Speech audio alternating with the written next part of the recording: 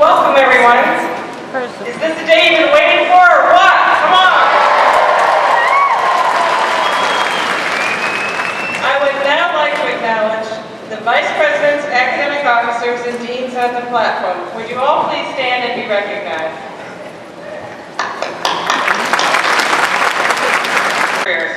I'd now like to introduce some of your classmates who exemplify those Eastern Michigan traits. I'd like to call on Cherise Colston.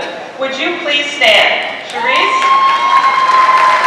Cherise is a 22-year-old from Mount Morris, Michigan. She's graduating today with a degree in public relations. Her 3.97 grade point average is a testament to her outstanding academic ability.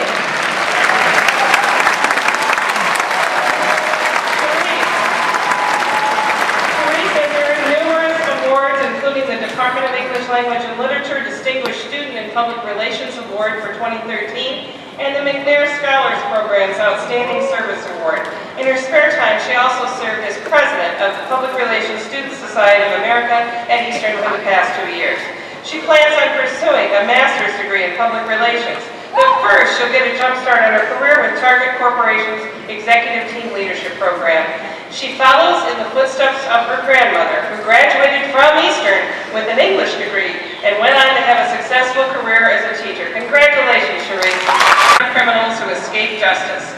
Scott's the story editor who has worked on all 8 seasons of Dexter, an award-winning series on Showtime.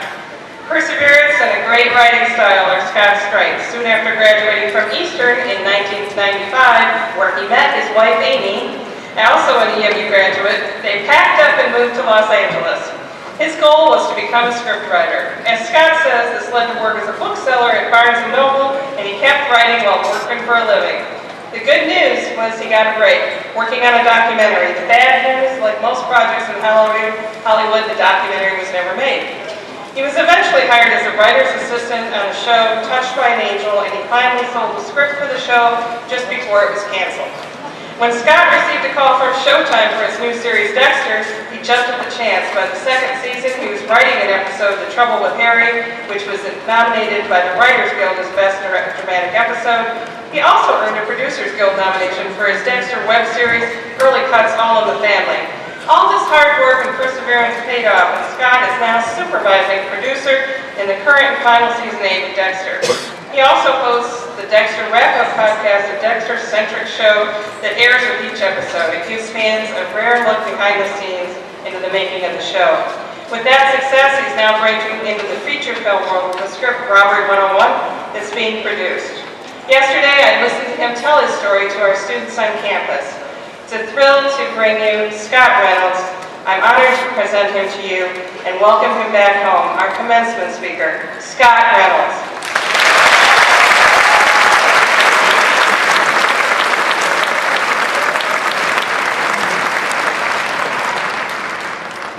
How you guys doing? Congratulations, man. That's pretty awesome. First of all, I want to thank Dr. Susan Martin for inviting me back here and having me out to do this. It's quite an honor to return to my old stomping grounds. I was driving around yesterday. Everything looks completely different. It's pretty amazing. But the theater area looks exactly the same. So that was nice. However, when Dr. Martin called me up and asked me if I would be willing to come and do this, my first thought was, do you mean to call me? Once I confirmed that she did mean to call me, I had to think, what can I impart to you, you graduates of EMU? Because I'm not known for any sort of wisdom at all. Then it hit me. What I'm here for is to give you hope. That hope is if Scott Reynolds could do it, so could you. So, let me give you a little background here to prove it. I came to EMU after getting kicked out of another smaller college for, you ready for this? Launching missiles skyward and inciting riots. Can you imagine? Yeah. Can you imagine my parents' joy hearing that? And we kicked out of college for that. But what I really was doing is I was launching water balloons at a frat for making too much noise in front of the dorm. And sure, a minor sort of riot did occur, but that's just college, right? I mean, right? Come on, guys. All right. Well, at that point, I thought, who needs college? I bet you didn't think you'd hear that, did you? No, not today. But don't worry, I'm not finished. I spent about 6 months working in a metal shop out in Wixom, I think. I was dipping, any guys wrestlers out there? I was dipping the metal things over that you put over your ears in a chemical solution and taking them back out and putting them in a barrel. I did that for 6 months. It was rough. It was then I decided, yeah, no, I do need college. So I came to Eastern Michigan University. I moved into Eastern Village. I think that's like University Green or something on the other side of the tracks. With a crew of roommates that are here for today. And I came ready to work this time as opposed to the old college where I was committed to mayhem. So I dove into theater and English lit and film studies, which when you think about it meant that I sat around and I read a lot of books. I acted and directed in some plays, and I watched a lot of movies. I watched a lot of movies. As a result of that, I love education. Anyway, after having a great time here at Eastern and learning a lot, I got this note from my guidance counselor person, I don't know, the person that tells you it's time to go, saying that I had enough classes, you should graduate. As a matter of fact, I had enough to get a double major in English lit and theater, and then a minor in film studies. So it was time to move on from the fun of college, which I liked a lot. Then eventually I got to hang out and read books and watch movies. It was fun. And now I have to try to make a living doing that. That's the... and that living that I wanted to do was I wanted to become a screenwriter. So in 1995, I was in your shoes. It was a long time ago, I know. Some of your shoes are fancier than mine was.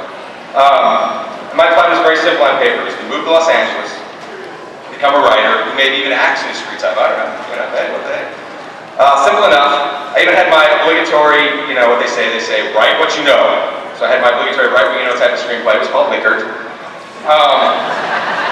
Tucked under my arm about a crew of college students who decided to rob liquor stores for their tuition. For the record, I did not rob. If there's any law enforcement people here, I did not rob any liquor stores in college. But I know about scrambling for money for tuition. So my wife, who was a graduate from EMU with an interior design degree, I married her, like I graduated, I married her a week later, and then we moved. We rented a little moving truck, loaded it up, dragged our little 10-year-old Buick behind us, and left for Los Angeles. And now I'm going to drink water. Now I wish I could tell you that when I got there, liquor sold, and we lived a dreamy life, just like Tom Cruise or something. But it wasn't. It was hard. I didn't know anybody. I didn't have a job lined up, and so as she said, I took my first job at a bookstore in Studio City, and I did really well there, and then I got the job in Santa Monica at the flagship store. Oh, your flagship store, thank you. Hey. You guys know what bookstores are still, right? Places you buy books, not on Amazon. Anyway, all along that time, I was also writing screenplays. I wrote a triptych about movies about crime in Michigan. They didn't sell. It was about now that that doubt started to creep in, that I made the wrong decision. I've been in LA for about 7 years, and I hadn't sold a screenplay, hadn't been staffed on a show, and frankly, a lot of friends that I met in LA, because almost everyone's from somewhere else in LA, were starting to move back home. But I didn't give up, and you know why? I wish I could tell you because that was awesome. No. It's because I didn't have a backup plan. It was this or nothing. And thus, after working on like a blaxploitation documentary, hello, me, what? I then got my first job on a TV show, as she said, was Touched by an Angel. My grandparents had seen it. I had no idea what it was. I didn't say that. I think I did say that. They still hired me. For some reason, they hired me, and I was a writing assistant on the show, which means you sit in a room and you take down what everybody says, and then try to make a story out of it, which is good training, So I got my first taste of TV, and they made me be on the show even, and I got to act in a scene with Ernest Borgnine, and then the dad from Happy Days. All they did was talk about how they drank all the time. It was amazing. And then I got to write a script for the show even, and then it got canceled, and it didn't get produced, and that was that. And once again, I was back on the streets looking for a job. From there, I worked as assistants on a series of shows, and they all got canceled. That's what I realized. That's what television is. It's a series of cancellations. But in each show, because I'm a Midwesterner, like you guys, I was the first one in, and I was the last one to go. and I made sure the coffee was hot, and that the water jug was always full. I did all these things, these menial jobs that meant nothing to do with my degree, in the hope that the dream that I become a screenwriter. And while I did these things, I went home at night and wrote until I had, like 3 pilots and 7 screenplays under my belt, of which I couldn't get anybody to read because I worked at the writing. Until I got this job on a Bruckheimer show. I guess right there, Bruckheimer, right? He blows up the moon or something. A show called E-Ring, and I was the writer's assistant again. But halfway through the season, because I worked so hard, I was the first one in, last one to go. Work, pitched a lot of great ideas, and as a result of that, I got on staff as a writer, finally. I thought, oh, I finally made it. I got to write 2 exciting episodes. I say exciting still. One of which had a submarine that had stuff from the Hunt for Red October in it. So I was like, take a picture of me. I'm like Sean Connery. Incidentally, I named that submarine the USS Ypsilanti. Yeah. And what a joy it was to listen to Dennis Hopper say Ypsilanti. Ypsilanti, Ipsy. He just wouldn't do it. He's like, I'm Dennis Hopper. I'm going to say it how I want. I said, okay, Mr. Hopper. But that show got canceled too. But as a result of that, I was on a writing staff of the show, and I thought my career was finally launched. And then I saw the pilot for Dexter. And I wanted nothing more than to work on that show. But the only job that I could get was the writing assistant again. So it was a step backwards. And everybody was saying, don't do it, don't take a step back. But I was like, I want to be on the show. I don't know if this is something awful about me, but I really want to be on that show.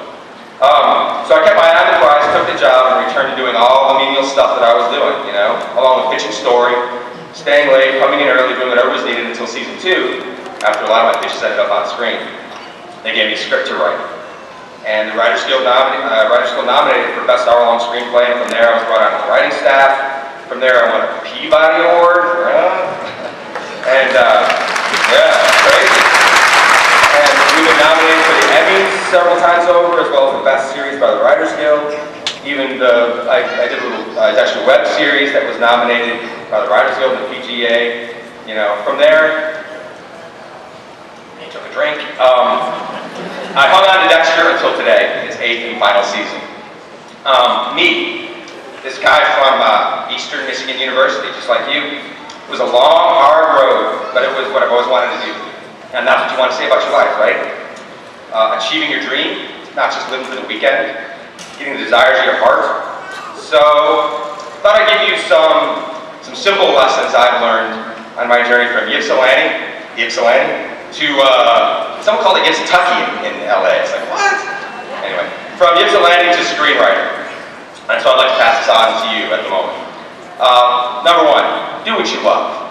Every day, make sure you do something. If you're working some other job or whatever, anything that, always make sure you do something that directs your path towards that thing that you love. Even just a little tiny thing, it's like 10 minutes, whatever. Always be angling towards that thing. Number 2, this worked for me. Parents in the room, I apologize for saying this, don't have a backup plan. Yeah. So many other friends that I knew that had more talent than me, always had another way out, and they sort of took it. So don't settle for anything else. Number 3, sorry parents, don't make safe decisions. Yeah. Says the guy who's getting out of college for launching this special. Anyway, I've never heard of anyone I know who's had big success that didn't decide to forge a new path. You know what I mean? Instead of taking the safe, well-trod one. And here's the thing: you do it long enough, you become the person that created that path. The producers of Dexter, Sarah Colleton and John Goldman, they found this little book called Dexter, written by Jeff Lindsay. And a lot of people thought they were crazy trying to pitch the show. How do you do a show where the serial killer is the protagonist, right? But they pushed on ahead and pitched it, and Showtime bought it, and it's been on for 8 years. And now if you look at TV, from The Following to Bates Motel to Hannibal, there's practically a serial killer lurking around the corner on every channel. And he's the protagonist. But 8 years ago, it was not a safe decision to do that. Don't make safe decisions. Number 4, realize you're going to make mistakes. And you're going to make brilliant mistakes, and you're going to make bonehead mistakes that you're going to want to hide away and never show your face again, but don't let those mistakes define who you are in the future. We're always one step, one decision away from changing everything. Number 5, this is an important one, very important. I've seen lots of people lose their dreams because of this. Don't be a pooper. It's so easy to be that person who sits back and pops holes in everything. Never impossible to be the one who trashes ideas in the places where you guys are going to go. And if you must trash an idea, always come with a solution instead. People want to work with people who bring solutions to the table, not the person who sits back and goes, that's not going to work. Number 6, serve others. It doesn't make sense, I know, but try it. Go out of your way to help the people you are working with, and even the ones you're competing with, especially as you rise up in your career. And as you rise, train the ones below you to do your job. So you have a replacement when things go well and you rise up, and then you have these people below you who are doing things the right way. And those people that you train are completely in your court. It has helped me immeasurably in my career. Number 7, when you achieve these things that you've always wanted to do, don't settle anymore. Keep thinking about what's next. For me, I've been a fan, I don't know if you guys listen to podcasts at all, but I've been a big fan of Mark Marone's WTF, we'll leave it there, podcast, and Doug Benson's Doug Loves Movie podcast, and This American Life, all this. So I went to Showtime in 2007 and asked them if I could do a Dexter podcast, and they were like, what's a podcast? The result is I have now a podcast, the Dexter Wrap-Up podcast out the air that is downloaded by almost 400,000 people every episode. And sure, it makes producing and writing TV even crazier schedule-wise. But by episode 4, the podcast was the #1 podcast in film and TV. Just like my section in the bookstore when I was a long time ago. Hey, graduates, there you go. Those are my little tips. Take them if you want them. Go out there and make your dreams happen. Settle for nothing less. Because if I could do it, you guys are going to soar.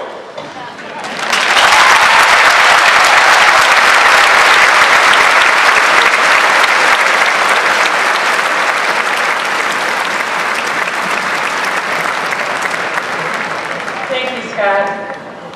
It's the right of the Board of Regents to grant an honorary degree to individuals who have distinguished themselves and whose contributions, meritorious public service, or other achievements, like writing about a serial killer, have brought them high esteem of their colleagues and communities.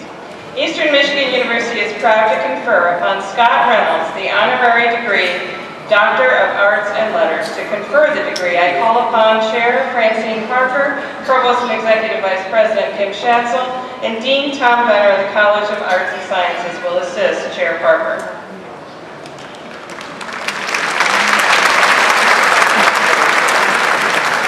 Scott Reynolds, distinguished editor, writer, and alumnus. You have exemplified dedication and excellence throughout your illustrious career. Upon the recommendation and authority of the Board of Regents, Eastern Michigan University is proud to confer upon you, Scott Reynolds, the honorary degree of Doctors of Arts and Letters with all its rights, privileges, and responsibilities.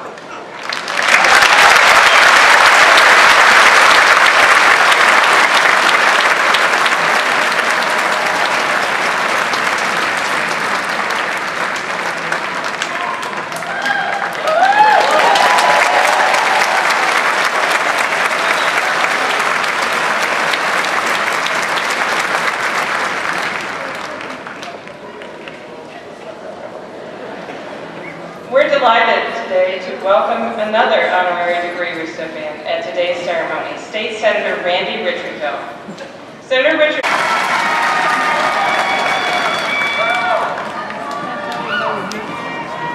President Martin, on behalf of the faculty, I present the graduates from the College of Technology. Graduates, please stand and be recognized.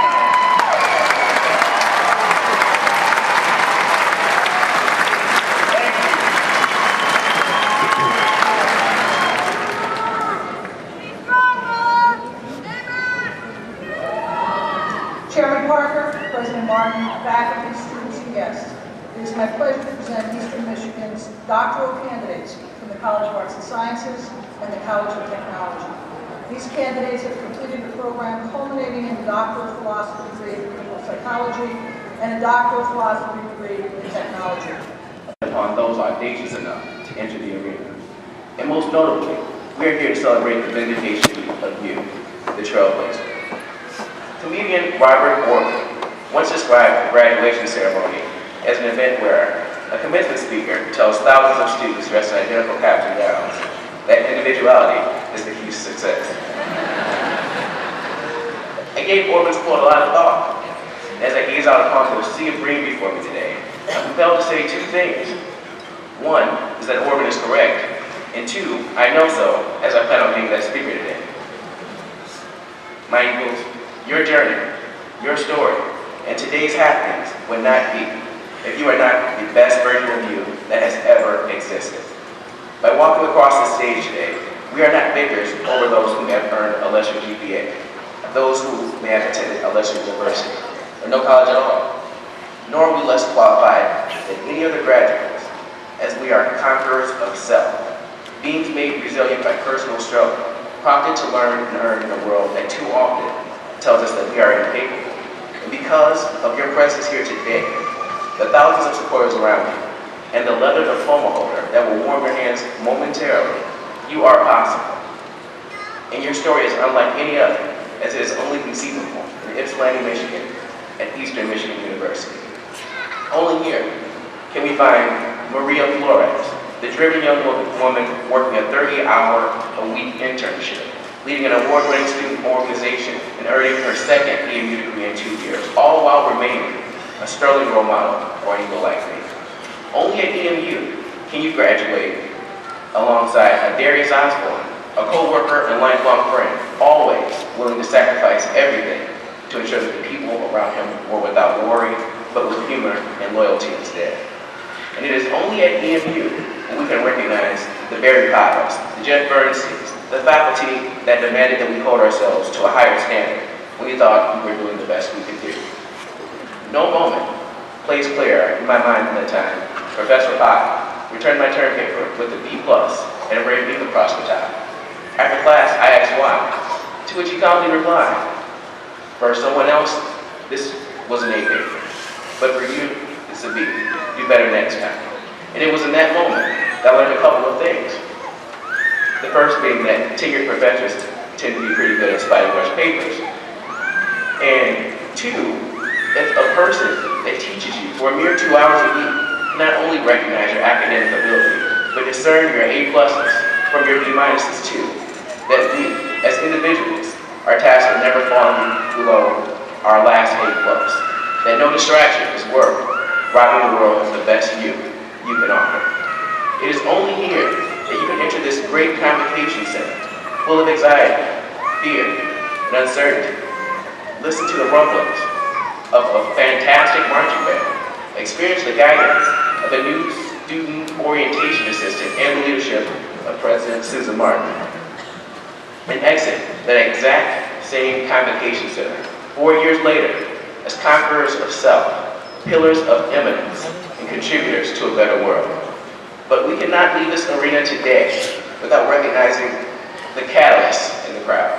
Our foremost advisors, no matter the call, no matter the time, and no matter the subject. Our chief supporter, our pushers. For me, she lives in the form of my mother, Miss Linda. Who would have thought that when you dropped off your shy son in C203C Village 4 years ago, with too much luggage and just enough love, that he would return the favor by standing on stage at his very own graduation to tell you, the most important woman in his life, that your words, your resolve, and your testimony as a phoenix made him possible in every sense of the word. My fellow graduates,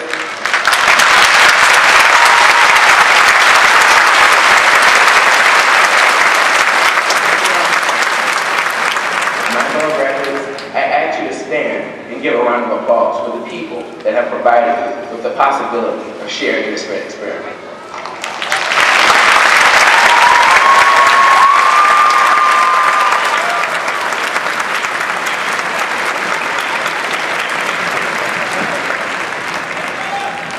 In closing, what Robert Orban's words fail to capture is the depth of today's ceremony. Because we know that it is under the left seal of our robes where individuality is bred. and that it is what lies under our mansion cabins that make success capable beyond measure. And it is to our unsung heroes, the Professor Piles, the Maria Flores, the Ryan Northwoods, the Miss Lindas, from which our wings grow, and that we as eagles take flight together. Congratulations, class of 2000.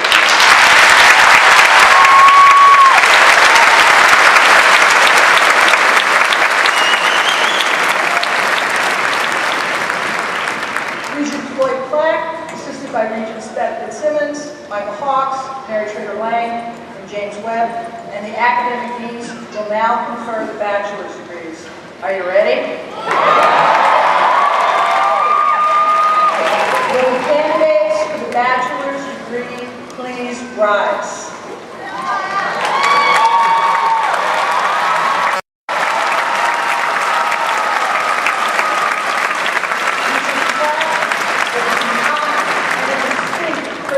On behalf of the faculty of Eastern Michigan University, to present to you the members of the undergraduate class of 2013 for the conferring of the bachelor's degrees.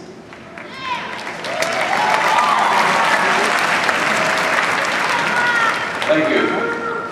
Inasmuch as you have been recommended by the faculty and by virtue of the authority vested in me by the Board of Regents of Eastern Michigan University and the state of Michigan, I confer upon you the bachelor's degree to which you are entitled.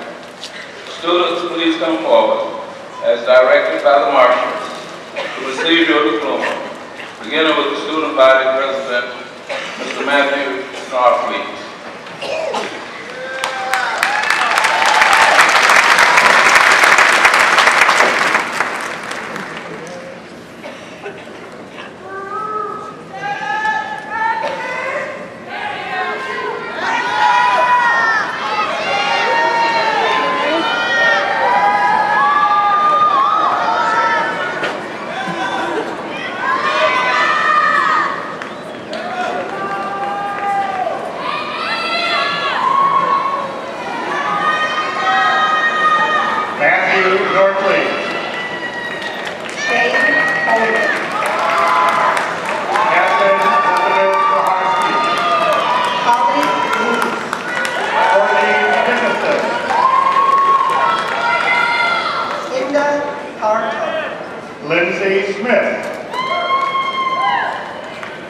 James Roberts. Sarah Gerber. Jennifer Cosdell. Eliza Chase. Sarah Burke. Shana Gilkinson. Lauren Drake. Melissa Jaspers. Jessica Ash Emera. April Howe. Carolyn Elizabeth Kyla Ripley. Clara Ketcho. Monica Belli Christensen. Douglas Rassel Jr. Anne Christine Zang. Bianca Sawyer. Zang. Sean Van Gee's son. Jessica Wisely. Andrew Hockenberry. Brian A. Molina. Judith A. Ron. Kelsey McGuire.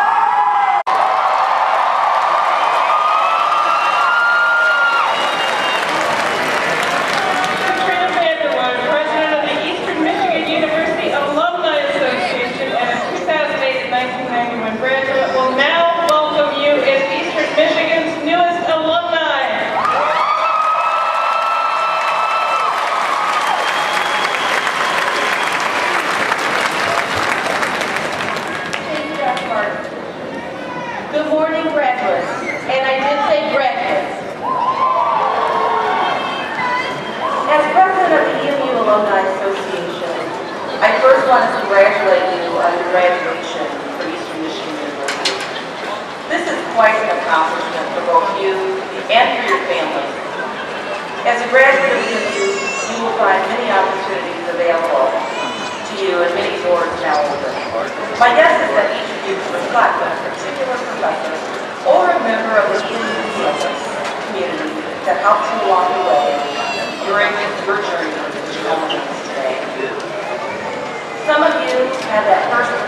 job market, while others will pursue graduate degrees or other ventures. As you progress, I want to make sure that you don't lose your connection to EMU. You are now a member of our Alumni Association, comprised of 148,000 members. The EMU Alumni Association reflects the diversity of Eastern Michigan experiences happening across campus with alumni making a difference all over the world. In schools, firms, hospitals, companies, and nonprofit organizations. The association also hosts various events throughout the year, and more importantly, provides roughly $20,000 in scholarships annually to qualified students. Some of you may have actually been recipients. I am proud to welcome you to the association. We have made this Alumni Association network accessible to all EMU graduates by making membership free for life. Simply visit the alumni website, emu.edu/alumni, to request your membership packet. You will receive your membership card, information on benefits for alumni, and begin your subscription to Eastern, University's magazine. As newly inducted members of the EMU Alumni Association, I invite you to seek out opportunities to mentor students and help them along the way, as someone may have helped you. As members of the class of 2013, you offer fresh perspective and unique talent. What else can you do upon graduation? Change your license plate. You can select a license plate through the State of Michigan, Secretary of State, that features our signature block E. Each plate gets purchased and each subsequent renewal supports the Alumni Association with a donation. By showing your pride in your EMU degree, you aid the Alumni Association in its efforts to reach out to EMU's alumni and award scholarships to current Eastern students. As you leave the building today, members of the Alumni Association's Board of Directors will greet you. They will provide you with an EMU lapel pin and information on requesting your Alumni Association membership packet. Wear this pin proudly to your job interviews, in your classrooms, in boardrooms, wherever in the world you may go, so that those around you will know you are true EMU. Thank you again and congratulations.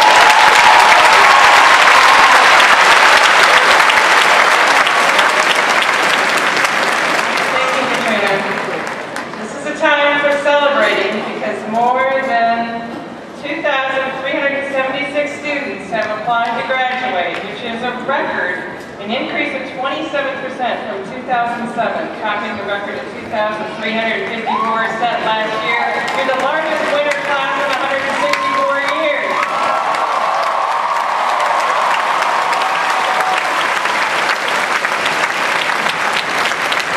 This afternoon, students from the College of Business, the College of Education, and College of Health and Human Services will receive their diplomas this afternoon.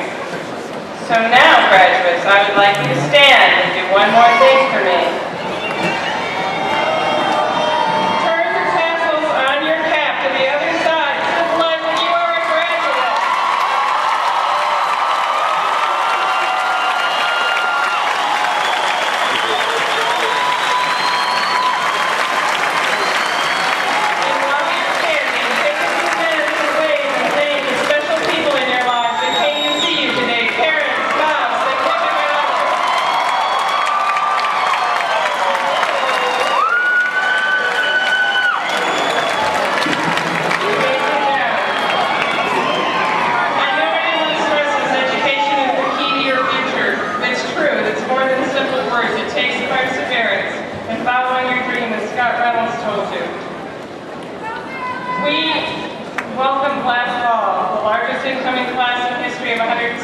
Years, and we're not only getting them in, we're getting them out with the largest winter graduating class in history.